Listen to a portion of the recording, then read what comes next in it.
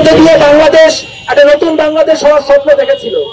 আমরা ভেবেছিলাম আমাদের শাসকরা জনগণকে জনগণ বলে গ্রাহ্য করবে, কিন্তু আমরা দেখতে পেলাম যে এই শেখ হাসিনা সরকারের দেখিয়ে যাওয়া পথ, সেই দেখিয়ে যাওয়া পথেই যে ডক্টর মোহাম্মদ ইউনূসের ইন্টারিম সরকার, এই ইন্টারিম সরকার কাজ করছে। আমরা দেখতে পেলাম যে বারবার মুখে বলা হচ্ছে 5ই আগস্ট নাকি আমাদের দ্বিতীয় স্বাধীনতা। দ্বিতীয় স্বাধীনতা তার কারণ 5ই আগস্ট নাকি আমরা ভারতের থেকে মুক্তি পেয়েছি।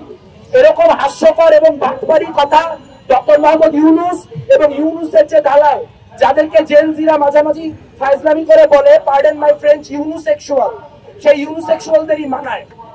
কারণ আমরা দেখতে পাচ্ছি যে যখন একদিকে ভারত থেকে আজাদির গল্প বলা হচ্ছে, তখন একই সময় ডক্টর মোহাম্মদ ইউনূস নরেন্দ্র মোদীকে আম পাঠিয়ে ডিপ্লোমেসি করছেন এবং সেই একই সময় সীমান্তে বাংলাদেশের নাগরিকরা খুন হচ্ছে।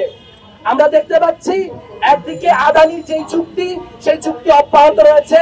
আমরা এতগুলা বড় বড় কথা বলার পর আগের মতোই ক্যাপাসিটি চার্জ দিয়ে আদানির থেকে বিদ্যুৎ গ্রহণ করছি। আমরা দেখতে পাচ্ছি রামপাল বিদ্যুৎ কেন্দ্রের কথা সরকারের তরফ থেকে একবারও উচ্চারিত হচ্ছে না, অথচ সেই সরকার যারা পরিবেশ রক্ষার দোহাই দিয়ে